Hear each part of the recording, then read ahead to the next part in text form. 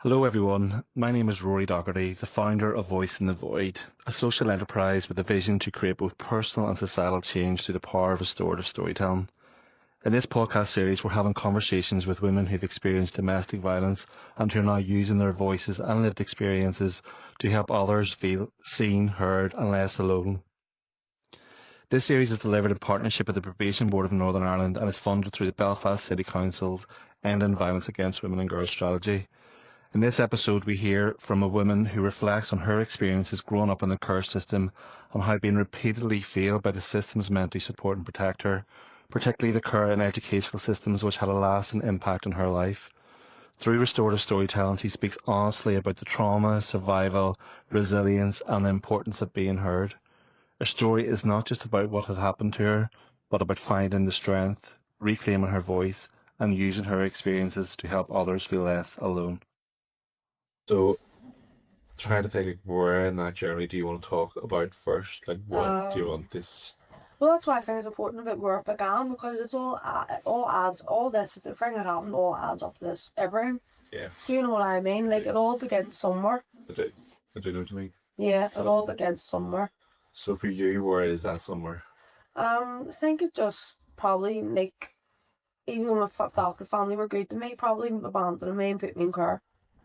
That was And upset. yeah, and then also they've got my kids now, and you know what I mean? They're about the car, you know what I mean? Like, I don't really, life's not really on, like, nobody really goes out of their way to help me. Don't know. I could understand when I was like taking drugs and stuff and being bad why they wouldn't want me away from the kids and stuff. When I started sober, sorting myself out, and the same attitude towards me, it didn't matter who I was. It didn't matter. It was just me.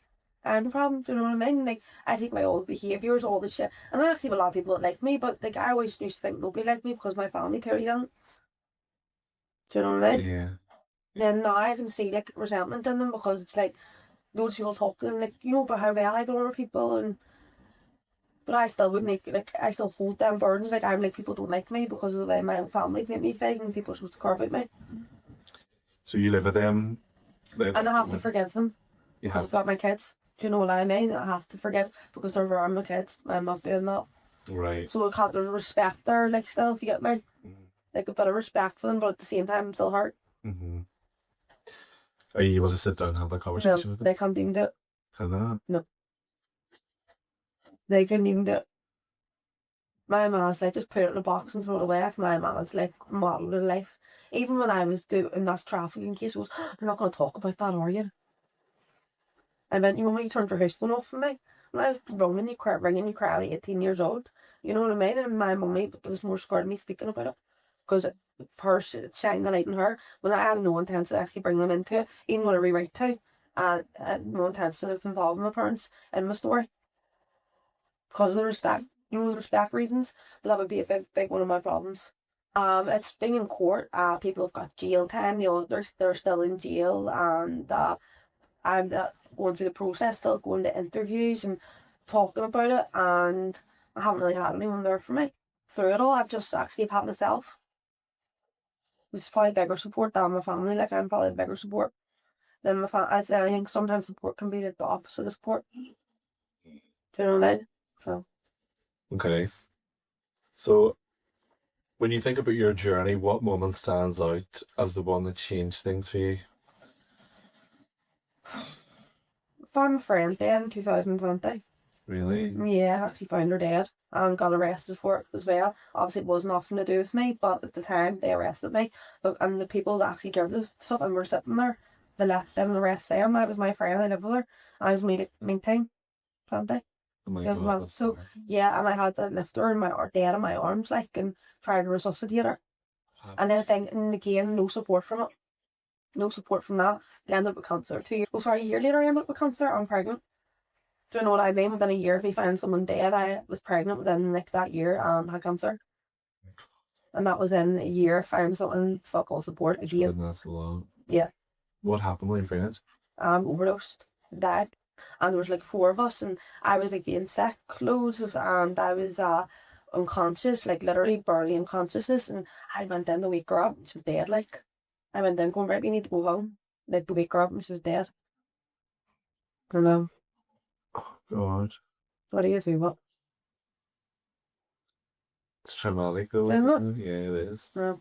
Did you ever get support from that?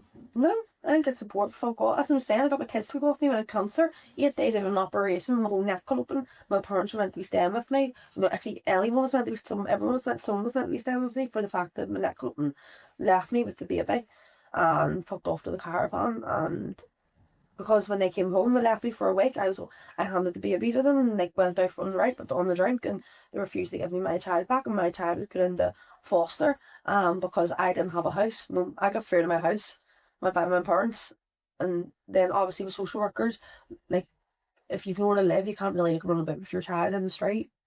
Do you know what I mean? And then I've just never had, and then not because I'm coming out the other side of things, people are more scared of me talking. It's like, what the fuck? Because I actually have managed to survive, and nobody thought I was going to.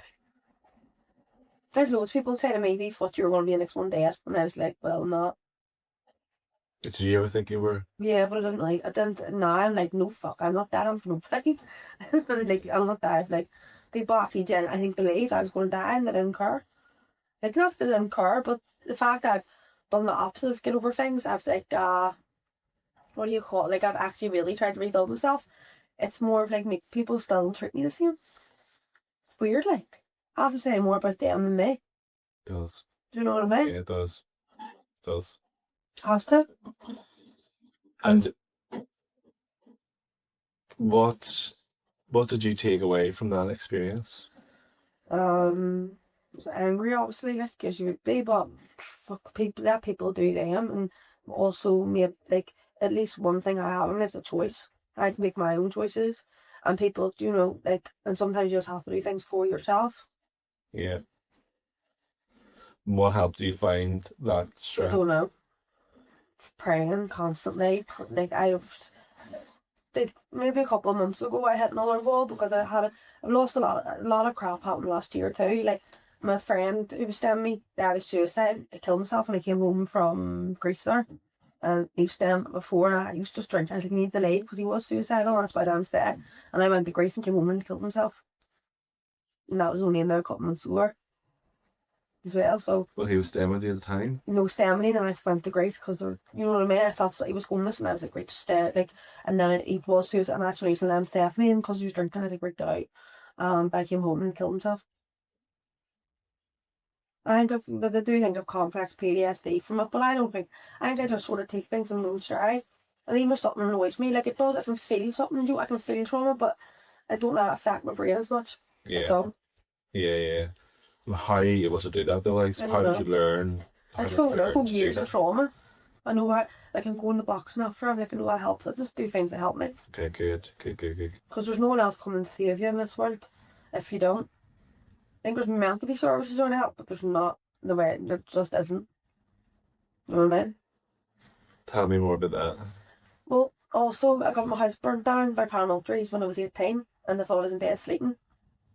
Do you know what I mean? I've had my house burnt down, and I've had loads of stuff happen, like. Do you want to talk about any of that, or what do you want to talk? Like what? I don't know. Like what? Lost myself. What? I lost myself there. Yeah. Yeah, but what would you want people to understand? Like how chaotic my life has been. Right. And why is it being this chaotic? Okay.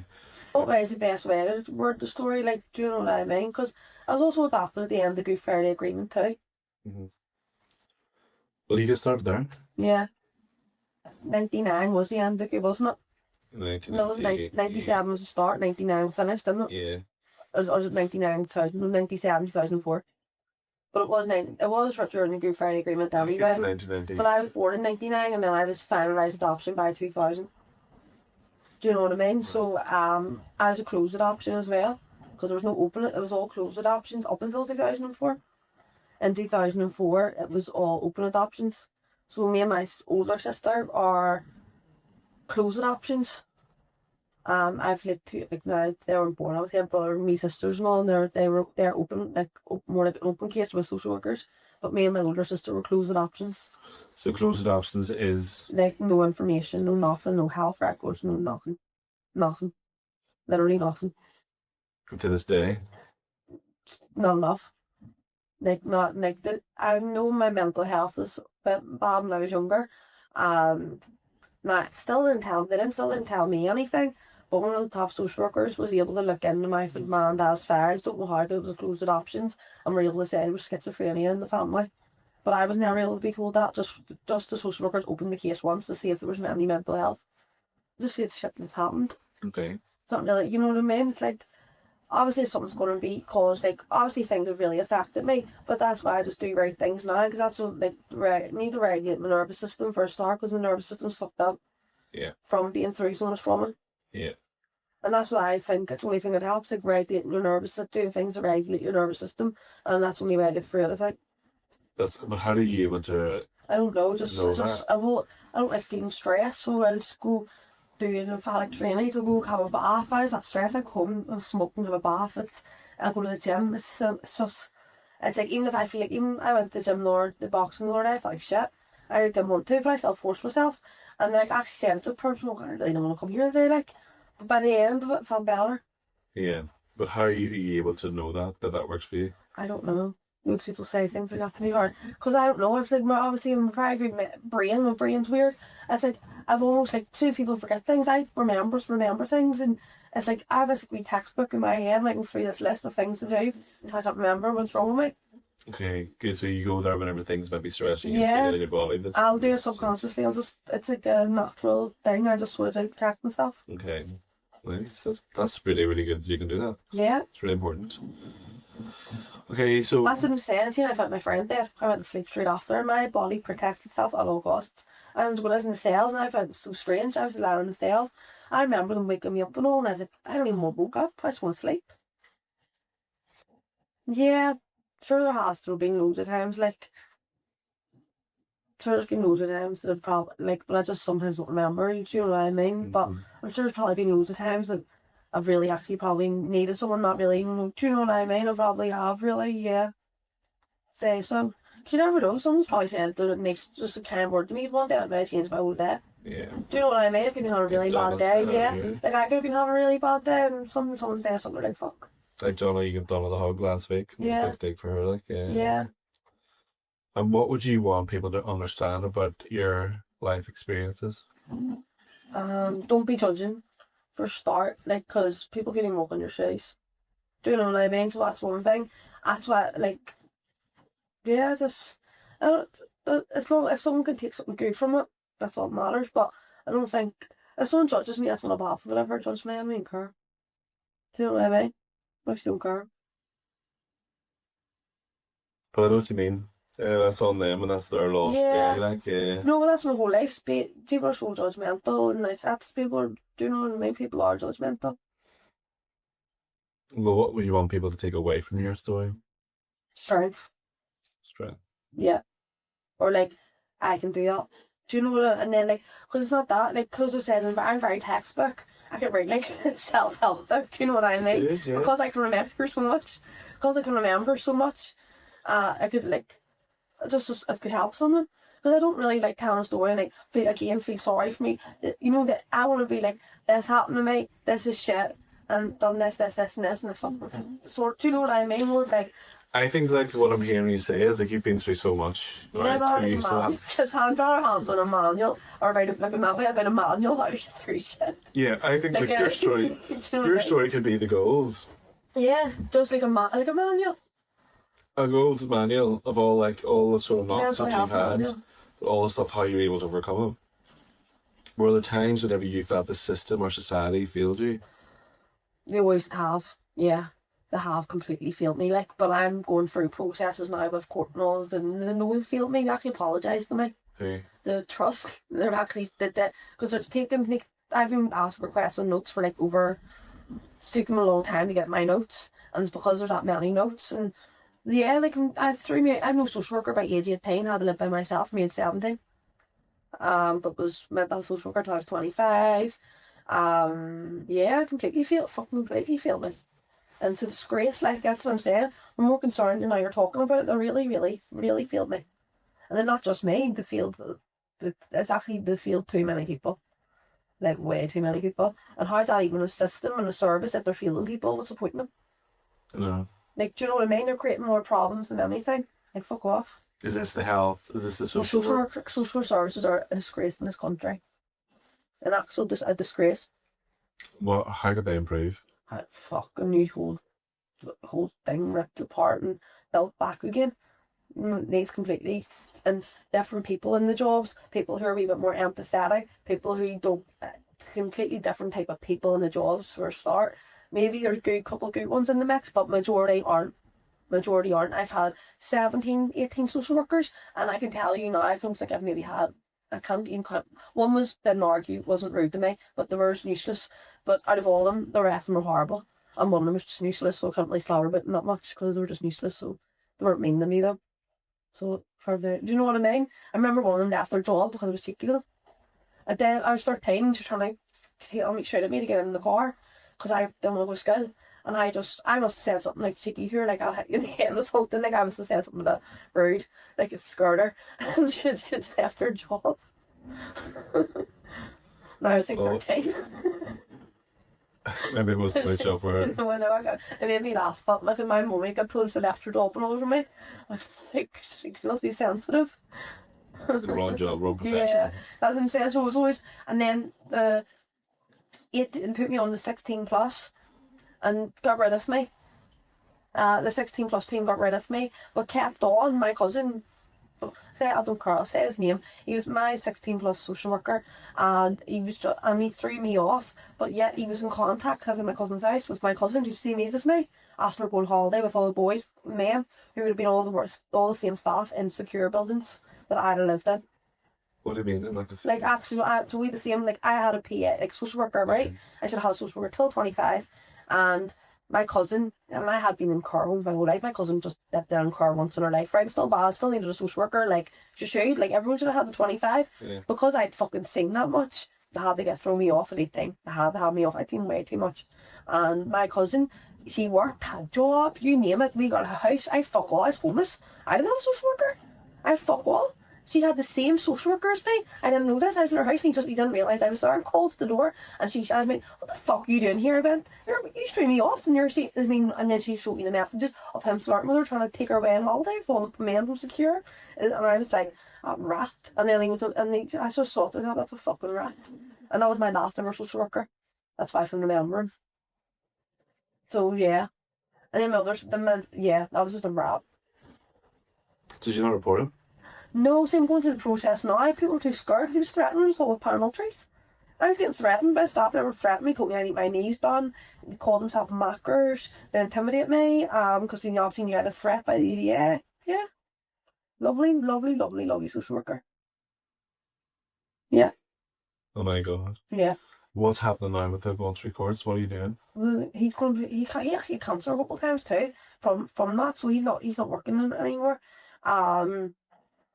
But I'm not the only girl who kind of complained about him, so that should be, do you know what I mean? And I heard stories from years ago about him, and if there was a girl dying, there's a lot of, his name's been brought up in a couple of things over the years, and we got dead and also she can't talk, but there has been name, and then funny enough, I'm quite outspoken, which probably saved me more times than enough, and that's why, like, he wasn't being like that with me. I'd lie and say it, but he wasn't. He was maybe you could get uncomfortable around him, but he wasn't being like that. He was being worthwhile, you know what I mean? Because I was so mouthy. I'm a mouthpiece, and it's probably saved my life more than enough. Being vocal about things. Being vocal has saved my life. If I hadn't been vocal, I'd be the most vulnerable person in the room, and that's, you know what I mean? There's people, half my mates aren't alive, probably because they were the most vulnerable. Do you know what I mean? Yeah.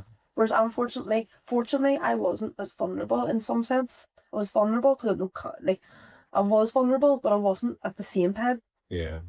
Different sort of levels. Yeah, like I could see the people from my own eyes that were more vulnerable than me. Yeah. Even though I was going through the same shit. Do you know what I mean? Yeah. Yeah. It doesn't mean the stuff nothing happened to me, but it then sort of stopped stuff the way I am. And what about the courts at the minute? Like, what's happening? It's during November, my birthday. So What's going on? It's all that stuff on the news. This is another crazy story. Like, So I live in Flaxfield in the care home, and like my nanny was, like, people were saying, like, and there was loads of stuff, and specifically the care home I was in, there was like two separate incidents of rape, like we got raped on so off. Luckily I wasn't me, and I would put this 2 incidents around that care home after I left, and one of the people that was actually trying to contact me from age 15 in the care home, and just I blocked, and I was like, who gave you, and actually quizzed them and was saying, I'm going to ring the text the person. This ended up still happening to me, but this I've remembered that this is a couple of years later it happened to me, but they were still trying to get in contact, trying to swarm me in from the age of 15. What was that? So trying to swarm me in from the age of 15, and I blocked the account. I said, how are you getting my details? Threatening with the police, and they said a girl's name. Her name, I was like, Courtney Smith said 3 girls' names, saying she's give your details. You know what I mean? And I was like, right. And I was 15, so 18. I was living in almost South Africa for my own for you, right? And she tried to bully me. Like, I was only 18. Like, actually, she's just far older, tried to bully me, and actually like drove me. And like got me involved in really bad stuff at 18, and heroin, crack, you name it, I was involved with it. Like, yeah, you name it, I was involved with it. And I ended up, like, she ended up, I don't know what happened, I nearly jumped her up. Like, I actually near, like, just beat Hitler, like, just to try to go for me. I remember walking, and because I had obviously told all the older women were raised that are going, like, I'll be girls 18, this is fucked. You know, there's a bit of uproar with, you know, because obviously she didn't think it was bad what she'd done, but a lot of other people were like, Jesus, were raging, and she run at me with a bottle, like the bottle lay like behind me, but I must have just fucking knew it was coming. I had a slushy in my hand and threw it in her face, and like just emptied her. And then I remember that was so weird because her name was mentioned to me at 15. That's the same cunt at 18 took me by the hand. And I don't think it was the only other. I think she done that to quite a few other girls. But then obviously goes through the process of court, she's the victim too. Do you know what I mean? So it's like you have to sort of understand how she's a victim too, and how other people are victims. Have you spoke to her? No, should apologise. We got to apologise to me. I like, do you know what I mean? But and I don't really want to hold hate. Do you know what I mean that way? Because it is what it is. Yeah. You're under the influence. You've done shitty things. You're not really a good person, but whatever. Yeah. You think you're, you know what I mean? It's supposed to change. If it wants to change for the better for everyone, can't really knock someone for fucking trying to change, like, can you? Okay, so it says like the systems have failed you. You talked specifically about the care system. Is that mainly the system you're talking about? They started it all. That's when the abuse started. That's where everything started. That's where our names were given. That's where people knew I was vulnerable because I lived in a care home with no parents. That's how people found out our names, because we were in a care system. You know what I mean? So yeah, care home was complete more to blame. We were taken away from parents, couldn't live with parents because we were in danger or not keeping each other safe or not safe, but I was in more danger away from my parents. So does that make sense? And I could have went back and lived with my parents, and see when they got me in that care home, they didn't. They fought the social workers. My mum and dad had to take them to court and get pay a solicitor bill just to not get an order put on me, because they said they did not want me going back to my mum and dad's house. My mum and dad's was a safer option. I remember I got kicked down here, I kicked down the stairs when I was pregnant with my son, and now that was the next care home. I refused to go back to this care home, and they tried to put a care order on me and lock me up and secure because I wouldn't go back to the care home, and someone tried to kick me down the stairs. Do you know what I mean? And then fuck knows what was happening, but that's what I can remember. Yeah. Do you know what I mean? Yeah. No, they were completely wrong. Wrongs. Right. There were some nice staff, but see the way they dealt with the kids, like probably bringing their shit from out of work into us. Just we're stupid when we're younger. We're just docile. We don't really notice it. You know what I mean? People are being funny with us one day, and really they have a fucking job to come in and be nice to us. And you know what I mean? It wasn't like that. Yeah. Yeah. I was sitting probably taking on people's shit, I mean, adults shit I didn't even need to teach. Do you know what I mean? Living in a care home. You know, God knows how many staff were there. Half the staff aren't fucking 100%. I know. Do you know what I mean? I do know what you mean. Yeah, I do. So that's yeah. Any other justice system, or is it the care system? Just that's where it really stems from Okay, for me. okay. That's what I'm. And then it really stemmed from there because it was just a bad child before that as well. Like I was, but my mum and dad were like, my mates, every kid act out. My mum and dad just threw me in car, and then didn't realise it was quite hard to get me in a car. I was waiting for a couple of weeks, and they tried, social workers till 18 had a grip on me, like a grip. they were not for letting go of me. And then at 18, didn't have a social worker. What's that 17, about? Sorry, 17, didn't have a social worker. Yeah, Well, no, I probably legally had a signed on social worker at 18, but I didn't actually have one. Yeah. Do you know what I mean? But realistically, I should have. That's why I've got them in court and bring them into court, because I should have, because of my being vulnerable, mental health, was insecure, one of the most high-risk people in the country, but doesn't have a social worker at 25. How the fuck does that make sense? That's one of the most high-risk people in this country. Yeah. And I was locked insecure for over 2 years. So how do I not have a social worker at 25 like the rest of them What's have? the sound about that? They'll apologise, and it's taken them my solicitor says it's taken them a fucking very long time to get your notes back, and apparently because there's not much notes, apparently they've take a lot of names out of my notes. There's not many fucking notes. So yeah. But they've sort of admitted they're wrong, mate. They've took accountability, and maybe it wasn't right. And what would justice look like for you? I don't think there's such similar justice with the big system like that. It's fake apology, and there's no, unless something changed, why would I care? Okay, but what would be the change? The change. Yeah, so that's like the next question is what Make more would you safe from hope that, like. will change? See, to be honest with you, I have a very, like, so see after care leavers need a lot more support. Mhm. Because, see, when you're, yes, fair enough, it can be really bad when you're in the care homes and stuff, but you're looked after to a degree.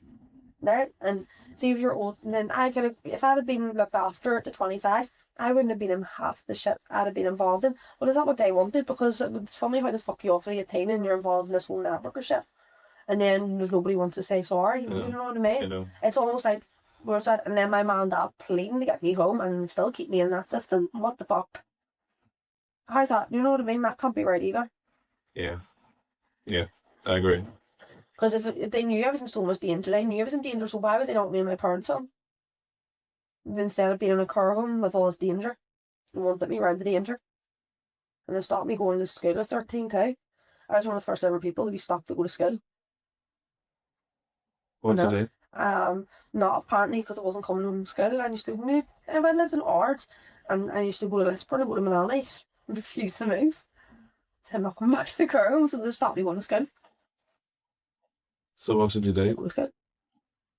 It was good. I all at the Pole Blast AEP for a year. Luckily, a principal, everyone got on with me, so he did help me in my work. Big time, like, and other than that, no, it was good. It was good. Thank you for listening to this episode and for taking the time to hear and hold this story. Stories like this remind us that as a society we must do better. Too many vulnerable young people continue to fall through the cracks, often being failed, overlooked or exploited by the very systems that are meant to support and protect them. Listening to lived experience is an important part of creating understanding, accountability and change. I want to sincerely thank today's storyteller for her honesty, courage and strength in sharing such personal experiences, and I have no doubt that her story will resonate deeply with many listeners and help others feel less alone. We also hope that those in positions of power and those working closely with young people across care, education, health, justice and community settings take the time to truly listen to stories like this. Because when we listen to lived experience, we have the opportunity to learn, reflect and create safer, more compassionate systems where vulnerable young people feel supported, protected and heard. This podcast series is delivered in partnership with the Probation Board of Northern Ireland and is funded through the Belfast City Council's Ending Violence Against Women and Girls strategy. Thank you for listening.